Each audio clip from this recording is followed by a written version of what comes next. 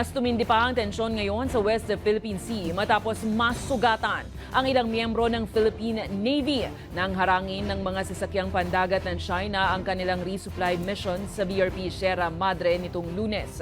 Kasabay naman ang pagkondena ng Embahada ng United States at iba pang mga kasanggang bansa. Sinigurado ng US na maaari umanong gamitin ng Pilipinas ang Mutual Defense Treaty sakaling mas lumala pa ang pagharas ng China. May balitang A to Z si Naomi Almohano.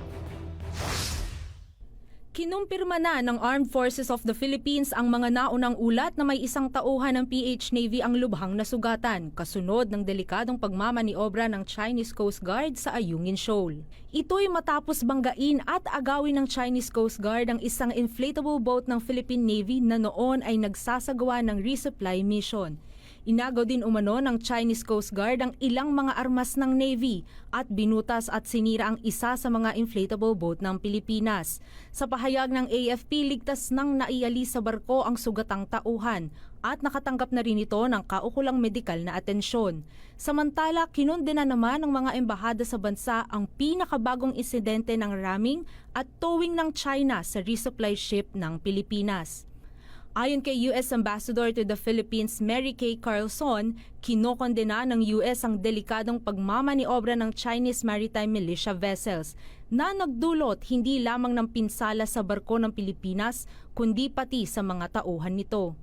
Kaugnay niyan, respeto at pagkilala naman sa United Nations Convention on the Law of Sea o UNCLOS at kalayaan sa paglalayag ang panawagan ni French Ambassador Marie Fontanelle sa China.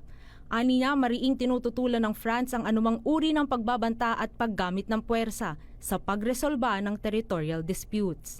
Malinaw din daw na paglabag sa navigational freedom ang ginawang pangaharang ng China sa barko ng Pilipinas ayon kay British Ambassador Lore Bufis. Para naman kay maritime law expert Professor J. Batong Bakal, mas agresibo ngayon ang panibagong panghaharas ng China. It appears that this altercation was a little bit more aggressive on the Chinese side, as stated by the NTFWPS in its press release. No?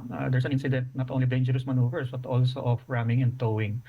So this is far more serious, I think. No, just the mention of the fact that there was an attempt to tow the vessel. Samantala, binigyang diin din ni House Deputy Majority Leader Erwin Tulfo ang kahalagahan na matalakay na ng Kamara ang resolusyong kanyang inihain. Ito ay layong manawagan sa United Nations na umaksyon laban sa tumitinding agresyon ng China sa West Philippine Sea. Yung issues na sa West Philippines, dapat hindi natin kalimutan kasi maging si Presidente nababahala dyan. So we really have to deal with it now. Sa kabila naman ng mga pangyayaring ito, sinigurado ng US na maaaring gamitin ng Pilipinas ang 1951 Mutual Defense Treaty. Ito ay kung sakaling may masawi na tripulante o militar ng bansa dahil sa mga delikado at agresibong aktibidad ng China sa West Philippine Sea. Para sa Balitang A to Z, Naomi Almohano.